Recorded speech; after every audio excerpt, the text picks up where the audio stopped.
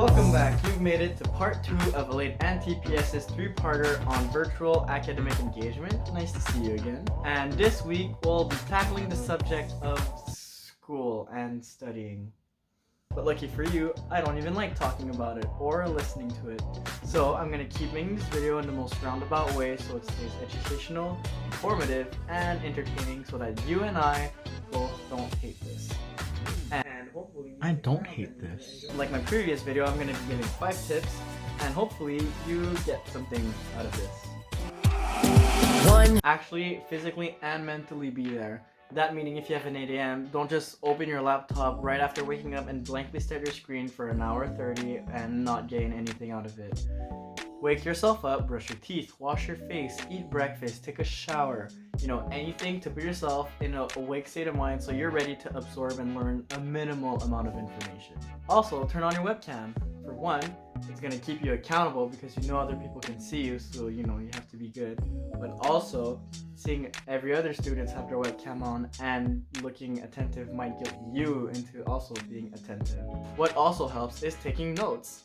You can either have your own pre-downloaded slides and then write on top of it, or have a blank document or sheet of paper and you write down what you feel is essential. Don't write down everything because at ELATE we prioritize taking effective notes. But if you do miss anything, then ask the teacher. We love participation. But also it's recorded, so just go back to it. Anyway, so listening to the class with the intent of, spotting what's important and then writing it down should keep you attentive enough to actually mentally be there in class. I got 2. Now, I know some of you might look like. And film the element because you'll need a tripod for sure. Yeah. But honestly, everyone has bad hair days or messy rooms. We're not at our best right now. It's a mutual agreement. And the real flex isn't going to class looking good anymore. It's looking like you pay attention and that you're actually understanding what's going on. And also to go on my last point, that was like, oh, people are looking at you. Like, people don't look at you that much, honestly. Most people, like the good students, are looking at the teacher, at the slides, or some are looking at themselves. But for real, just don't think too much about your appearance and focus on class. 3.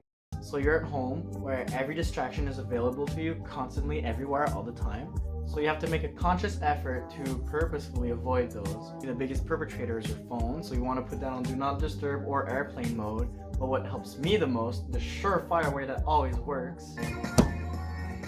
Also, you have to be constantly working on your computer, and that's really easy to go on social media and get distracted. So a really good way to avoid that is to open a different window as opposed to a different tab when you're working. When you're in a different tab, it's way too easy to look at the notifications right next to it and go back. But if you're in a different window, it kind of puts you in like a different world and it focuses on just that window. It might sound really simple and stupid, but it works, trust me. Another source of distraction that might come as a surprise is music. I love to listen to music when I study too, but it is really distracting. Stay away from music with lyrics, even in a language you don't understand.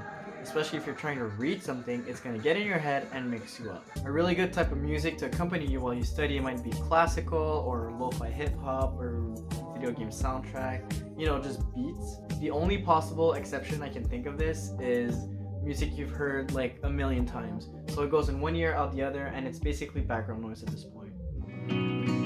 It's so full.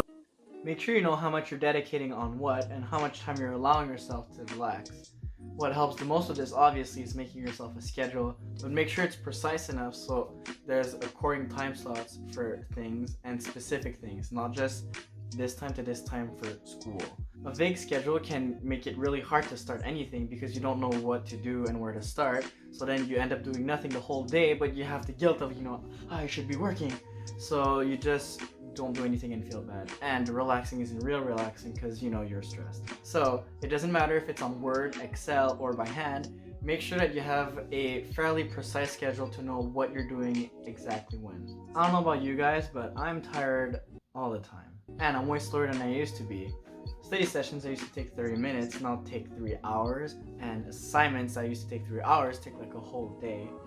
But I've given into that fact and have given up. And if you haven't, here's your sign. And by giving up, I don't mean just give up and do nothing. I mean, acknowledge the fact that you might be slower than you used to be and plan your time accordingly and take time to do things. You have to give yourself time to learn things in an appropriate pace and air yourself out, give your brain a break. You can't have thoughts like, okay, I have 10 lectures to do and there's an hour 30 each, so it's 15 hours, so I can shotgun this in a whole day. I wish it worked like that, but it don't. Studying while driving yourself insane benefits no one, so don't spread yourself thin. And on that note, listen to your lectures at an appropriate speed too. I know it's cool to listen to at 2 times speed and I love this song. You're probably not getting anything out of that. So, listen to the speed you have to, whether it be times 1.5, times 1.3, or even 1 times speed. I know it's tough, but you gotta. Ladies and gentlemen, number 5. Fun fact, did you know that the brain is better at learning in frequency rather than amplitude? So that means it's better to come back at a subject maybe 3 times per week and have 50-minute sessions than shotgun 3 hours of learning one session. So instead of having study sessions of like 5 hours for a single subject once per week, try to study 5 different subjects in one day but have really short increments. So it keeps things fresh and interesting, and it could also prevent burnout. Also, absolutely take breaks. No more than 2 hours of studying at a time. Small increments doesn't just mean small increments of subjects per day, but small increments of study sessions. Take a walk, do jumping jacks, watch an episode or something, I don't know. But take breaks, it's really important. So class, what have we learned today? Number 1, actually go to class and be ready to learn. Number 2, don't worry about your appearances too hard. Number 3, be sure to limit your distractions. Number 4, plan accordingly and plan ahead and be realistic about your time. Number 5, small increments of study subject and time.